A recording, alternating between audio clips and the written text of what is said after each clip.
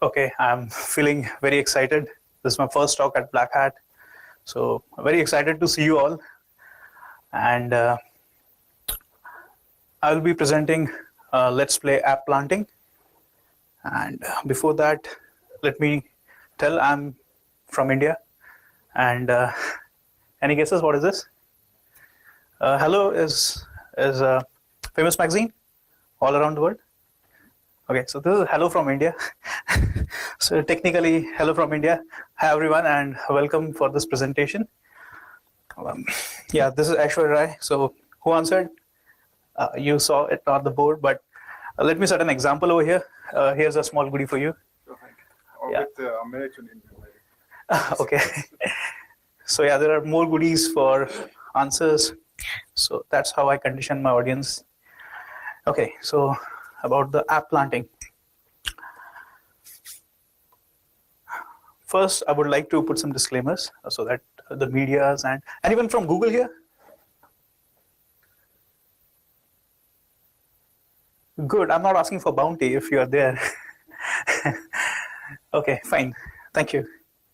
So it's a personal research. All the views which are presented over here or the research which has been done, it's personal. It doesn't express the views of or the opinion of my employer. And the vulnerability which I'll be talking about is being fixed by Google.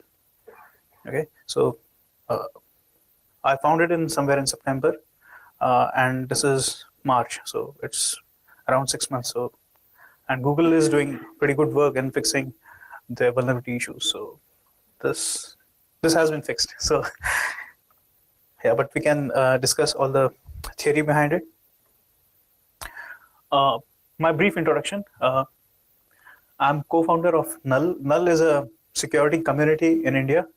It's the largest community in India, around 2,000 members on mailing list. Plus, we have chapters at 6 major cities in India. We all meet monthly, and twice a year we conduct a conference called NullCon in Goa and in Delhi. And as of now, I'm working with Symantec's Net Backup product family. I'm based out in Pune. And apart from that, I'm involved with various projects for research, security research on critical infrastructure related to information with Government of India. So here's my duty. I had to flash this. Okay, so apart from working at Symantec, I am part of NullCon, and this has been in news, and we have been facing severe criticism for having Government of India sponsor a bug bounty program. It was to probe a botnet network, and this has been criticized by many people. David Dittrich from HoneyNet, etc. So yeah, I won't be going into the controversy of that, but yeah, bug bounty is something which attracts many people's attention, and many people just attack Google or Google's various services just to gain the bounties. But I had different motivations. I'll just talk about it.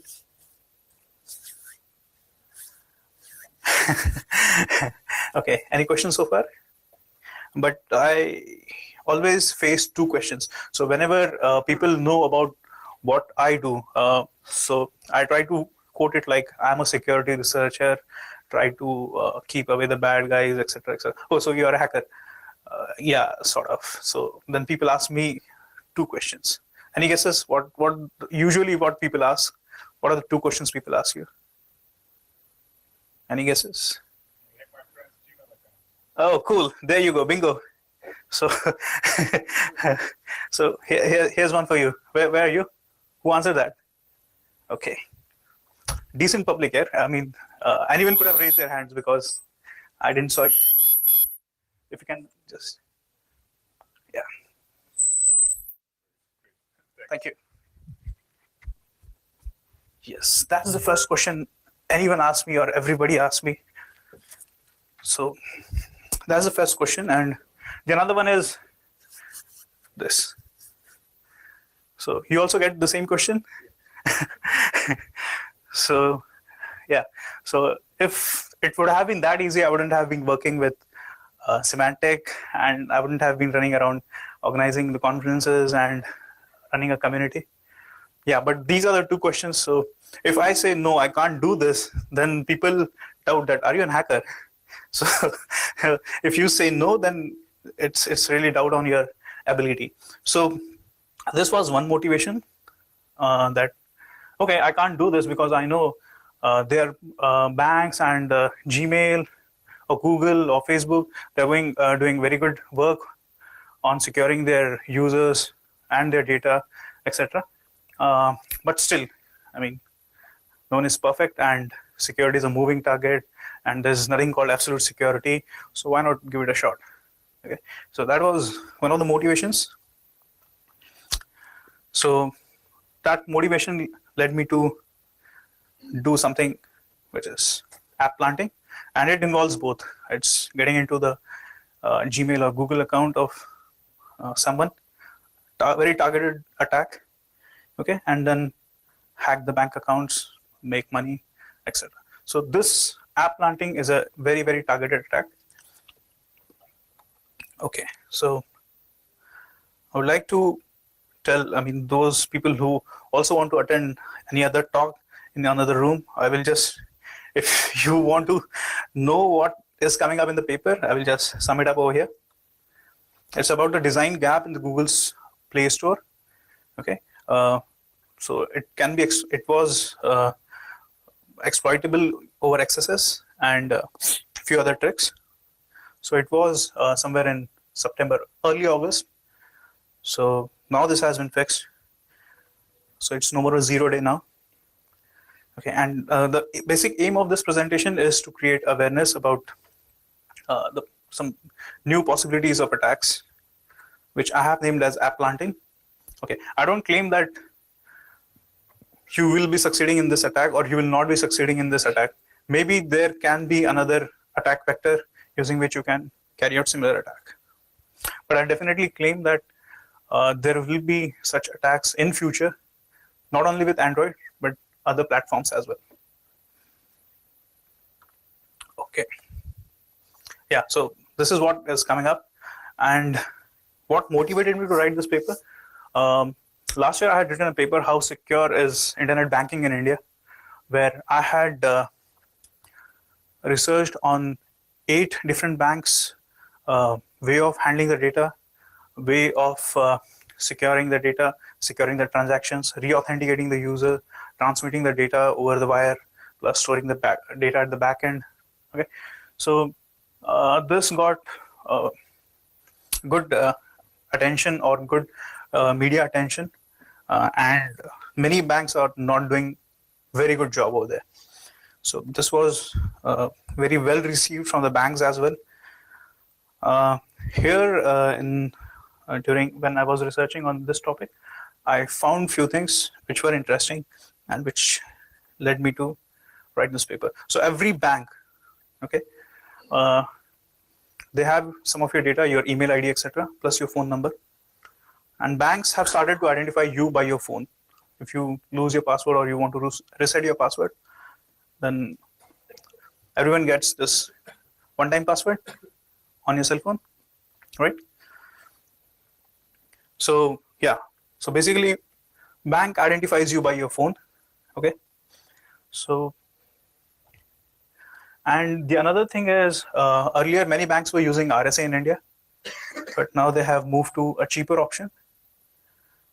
Okay, now they feel that it's a very, very strong authentication factor, and so they have moved to phone as a reliable and cheaper alternative. Okay, so yeah, so this is the basic issue, the basic concern, that phone is your identity. Not only bank, but all the social networkings sites which you use, they all identify you by your phone. Okay, so phone is basically your identity. And even apart from the social sites and the banking sites, phone is your identity. Again, this happens with me, not this.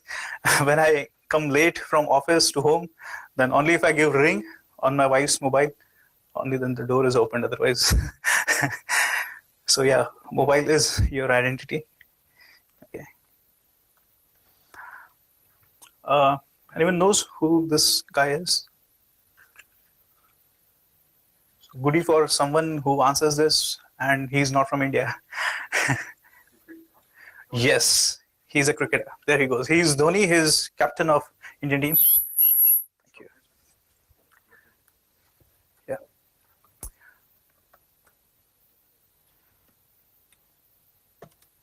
Yeah. So he has taken a big campaign of planting trees for environment thing. I'm not that green person, but I'm very much associated with that green, Android green. So I got inspired by him and thought I will name it Applanting. Okay. And yeah, so this is our playground where we'll be playing this. So this is the Play Store. Okay. And just to test out my attacks, I choose our own app, which we had put. We have Black Hat app also. So it's a cool app. I have tried it. So this is our playground. Now, there are some rules over here. We need to understand the rules so that we can play better and we can cheat and possibly win. Okay. So the rule is whenever you want to install an app, you have to search for the app, select an app, and what you have to do is say install. Okay. And behind the scene, what happens over the wire is finally there is this post request which is sent to the server. Okay, and out of this, there are only few things which are interesting. So this is the key part. This is the app ID, the app which you want to install. Plus this is the device ID. So this is unique for any Android device. And here is a token which is randomly generated. Okay.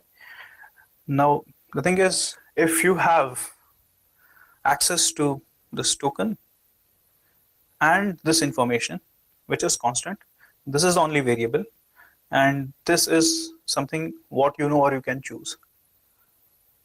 Okay, so these are few important fields. Okay, if you have this field, you can recreate this entire stuff. Okay, that's one key thing. Okay, now with this knowledge, what we can do. So yeah, so there was an XSS vulnerability in Play Store. Okay, so yeah, with XSS, what you can do is you can steal the cookie, right? So what else you can do with XSS? If you know that there is an XSS, so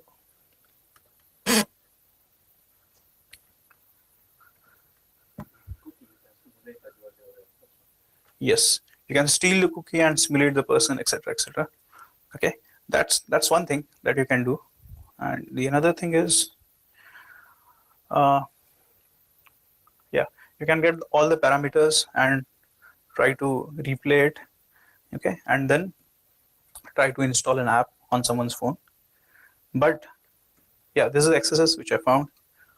Okay, this slide should have been earlier. Yeah, so this was the flaw in Google Play Store, where you can inject your script with search or with some other fields, and then you can run your script on client's browser. Okay, so there's another way you can exploit this. Okay, so there is install button over there. Okay, so simply I choose to click that install button by script instead of grabbing the cookies and then replaying the things.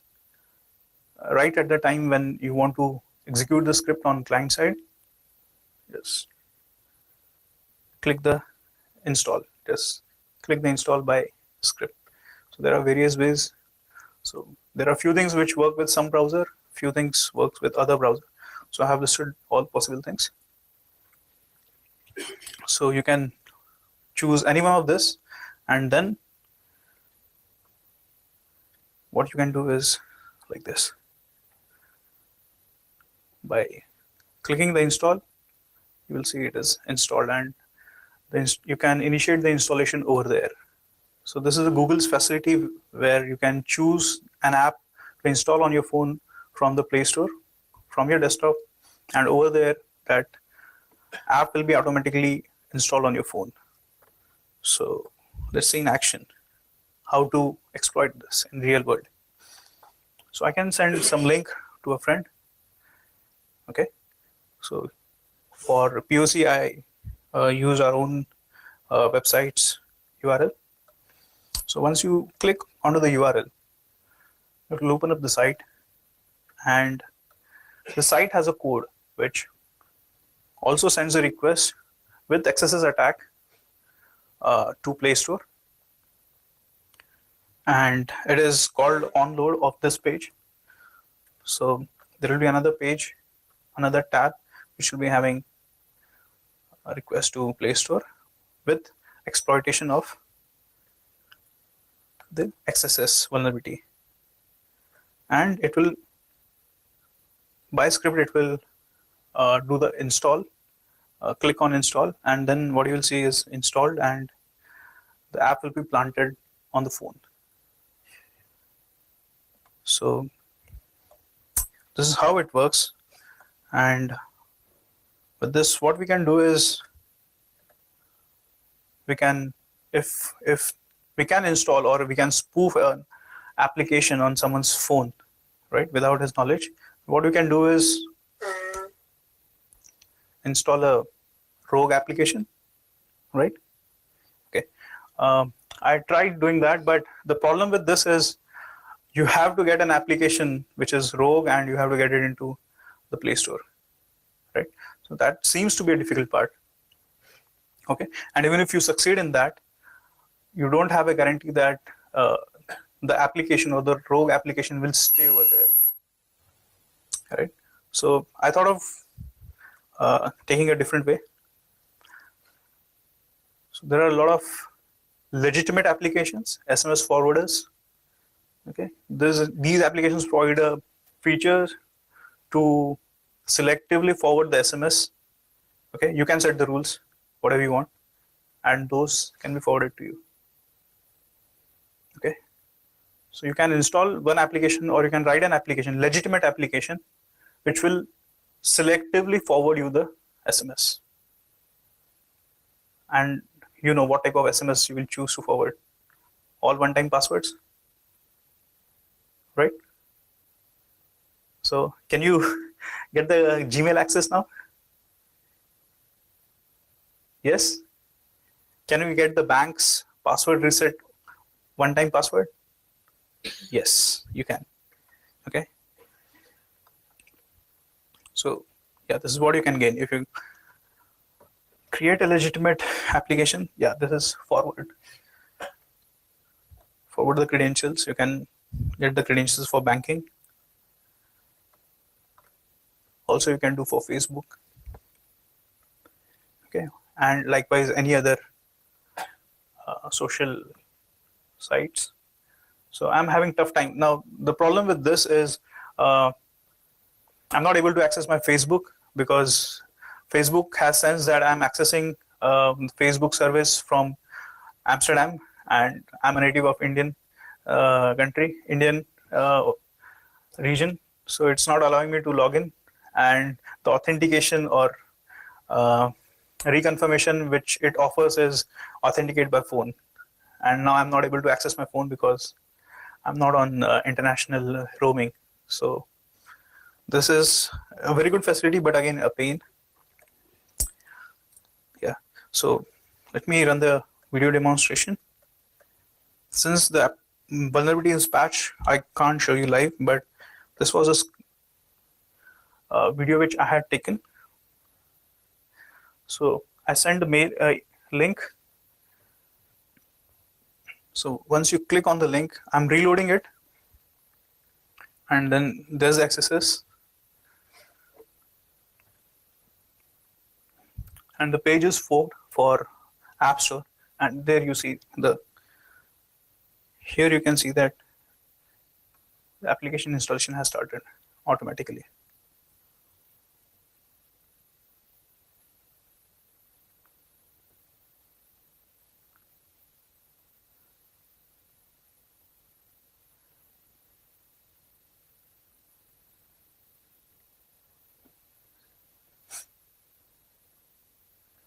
And it says installed.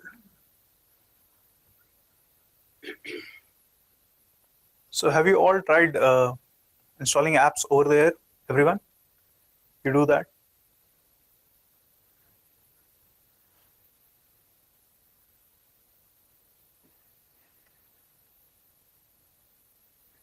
Yeah, so let me show the part where it just clicked. I'm reloading the page, and on load, it calls the, see, it has called the Play Store, and yeah, here it has started to install.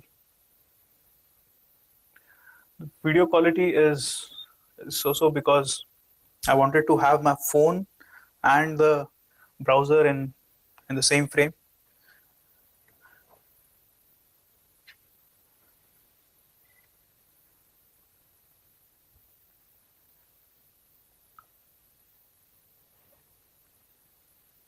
So that is how you can choose an application to install on someone's Android device exploiting this vulnerability.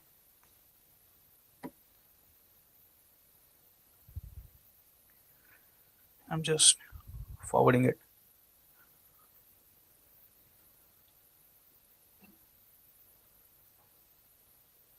Yeah, the app is installed. Okay.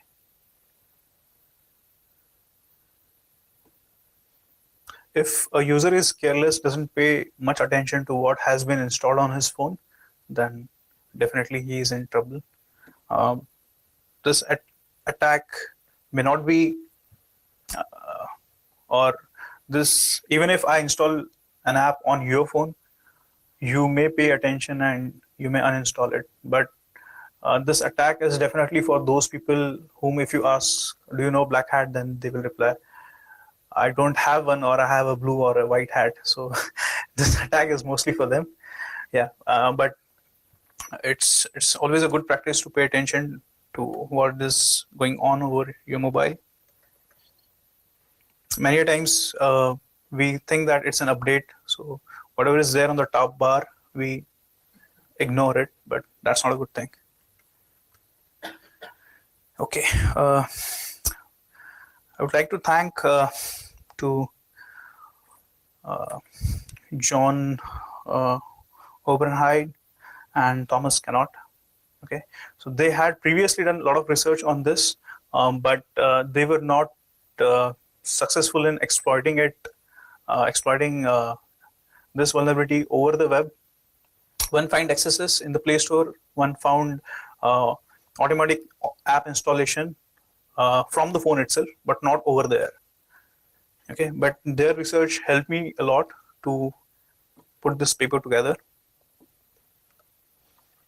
Okay, now since Google has patched this vulnerability, okay, so the question is this attack methodology applicable, or is it any useful, or is it any good for future attacks? So this is what I would like to say. Man in mobile is a very powerful exploitation vector. Just we have seen that what we thought was impossible, like getting into someone's Google account or getting into someone's banking account, it looks very easy and possible with this, right? Getting into mobile, being man in mobile, you become very, very powerful and you can do many things.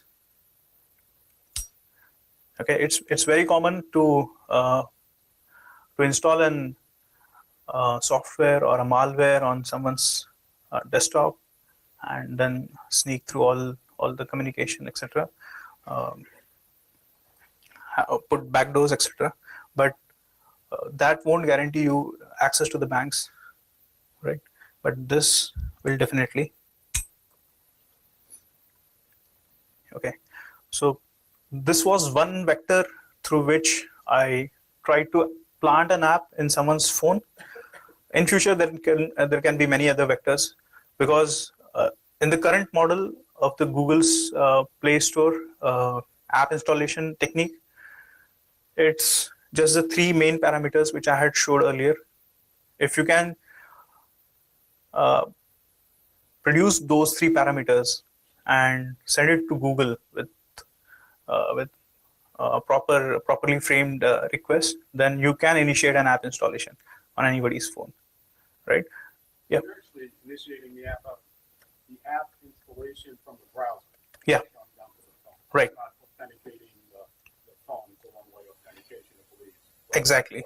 Exactly. The problem is when you are opening a mail in your Google account, you're automatically authenticated, right? And you can access the Play Store with the credentials of your Gmail, because it's linked with Google account.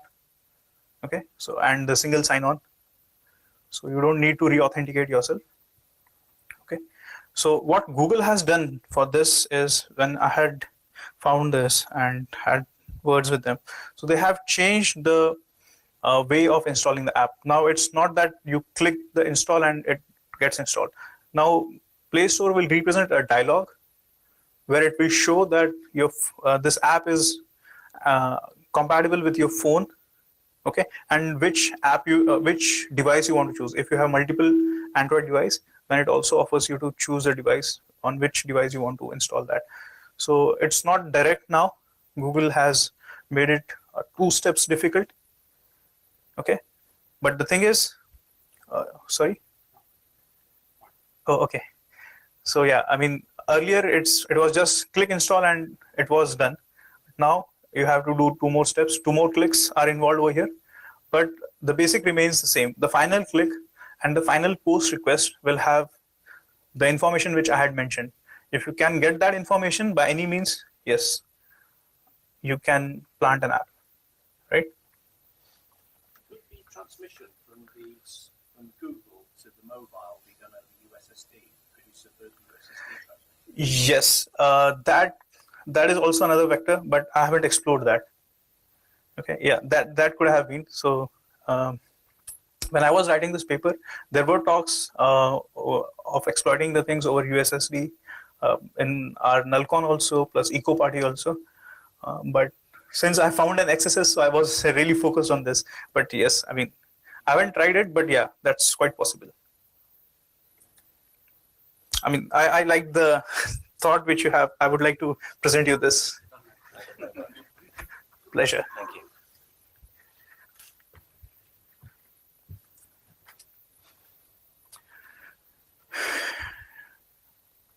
Just to explain that, some of the research we've been doing in the UK has been, some analyst friends of ours, it's been using a road base station, generating the required log-on authentication. In other words, somebody logs on to a local Vodafone cell. If you have a Pico cell you subvert, then you can have a DIY cell with then gateways through on the internet to the internet, puts a void call through free of charge. Obviously, if that road cell generates a malformed USSD, then the mobile will load any app you want. Right. And that, of course, doesn't just apply to Android; it could apply to iPhones and BlackBerries as well. Right. So that is from the USSD. Here I'm just keeping it simple. I'm using the Google's Gmail's authentication factor for sneaking in the app. So just very plain simple. Yeah. So here is my take on the future of app, and the real challenge in stopping these type of attack is this: you can't differentiate between the app installation initiated by a user or forcefully initiated by someone else. Okay, so it will be a challenge for the security companies to identify such type of attacks and stop it, because what you are doing is just installing an app from an app store, right? So that's a legitimate activity. And to identify who is doing this, either you are choosing to install an app or you have interest to install an app. So that identifying that is a difficult challenge. Shouldn't the companies pay more attention to the security of the apps that people are? Yes, and Google has done that. So they have made it 2 steps difficult. But again, there may be some issues discovered maybe in future, right? Yeah, Applanting on Windows 8 based phones. I have been using Windows 8 on my Dell laptop. So if I want to install any app, it says ask me to log into Microsoft account. Plus, many people use Microsoft's mailing services. So if you can spam them with links to exploit or to sneak applications, yeah, I mean, there is possibility where you can do app planting over Microsoft's credentials on Windows-based phones. App forking is another thing which I'm working on, and maybe I will talk in future conferences. So it's just like you install an app and it install other apps. Okay, app forking another app. Right. So currently I'm working on possibilities of app forking.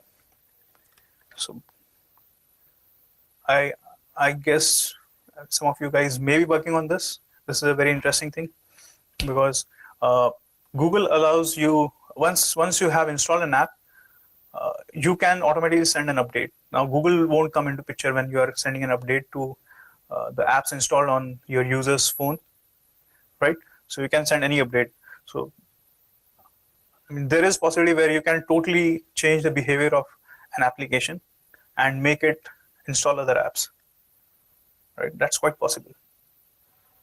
What was the attitude of the banks when you approached them about this tool? Were they responsive or dismissive? Oh, this flaw, this. The original Applanting one you showed on Google. Okay, so that I haven't. This is the first time I'm disclosing it. Right. So I haven't been to the banks for this. What do you think their reaction would be? Would they be dismissive or responsive? Now, the thing is, they will be seeing how easy it's to exploit. Now, since Google has patched this, I think they will be alarmed, but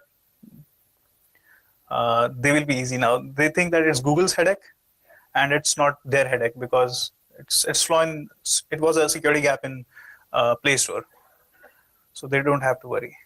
And at the end of the day, the vulnerability is that someone can capture your one-time password via SMS and reuse that, right?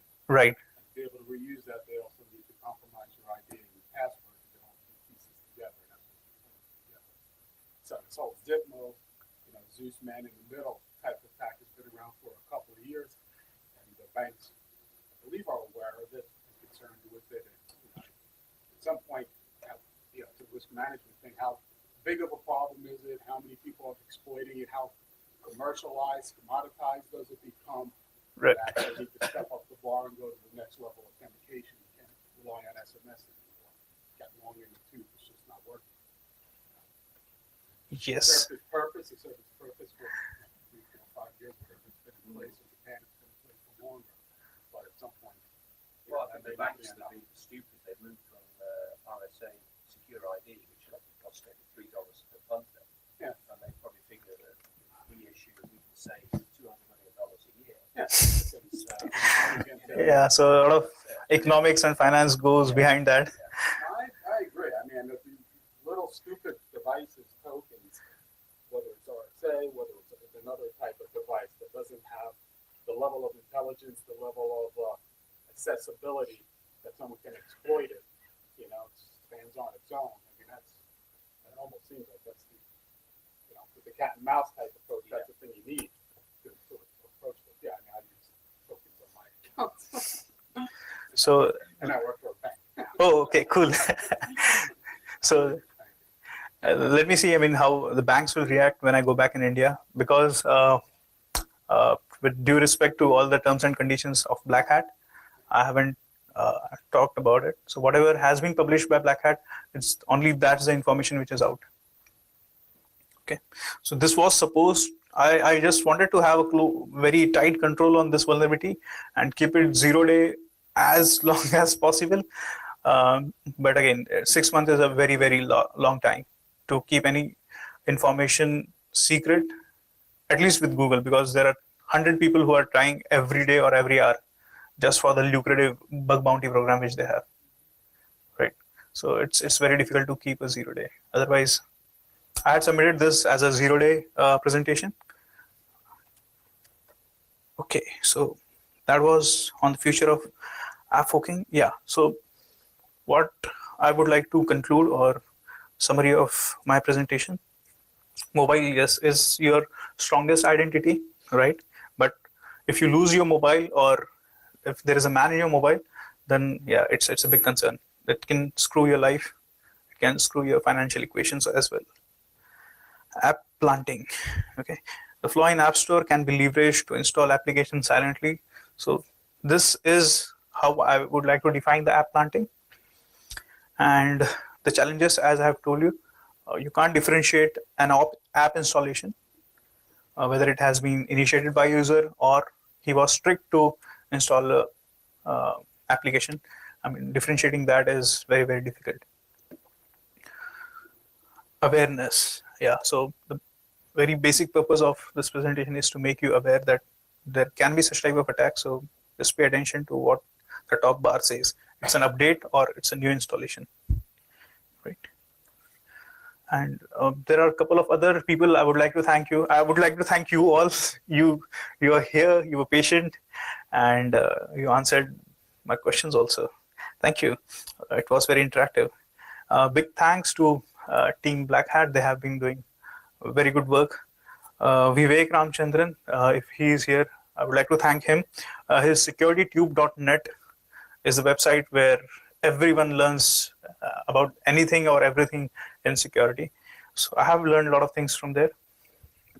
Nalcon and Jailbreak team, they are the people who have helped me in the background. Yeah, that's again Captain Dhoni calling that timeout. So he has been inspiring us. Yeah, he's Captain Cool. He's known as Captain Cool. So my thanks to all you guys. If you have more questions, please come up with the question. I mean, your questions were always welcome, even between the talks, even before the talks, and even after the talks. Yeah, please. So you're talking about Applanting for Android and app forking for Windows Mobile?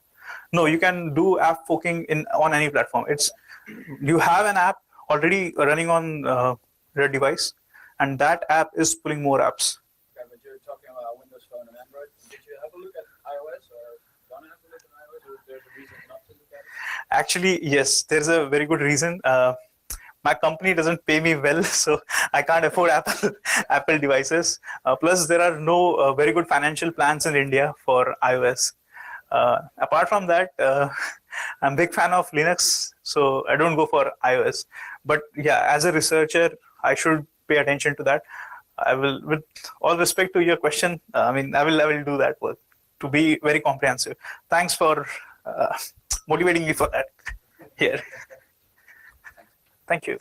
Yes, please, sir. To discuss the Google measure that you just have a confirmation on your phone, so any app can be installed. Like, a big pop-up like an app is trying to install. Please confirm if you're really this. It sounds like a really simple, effective measure. Right, but then it kills the entire purpose of having the install over the air. Right.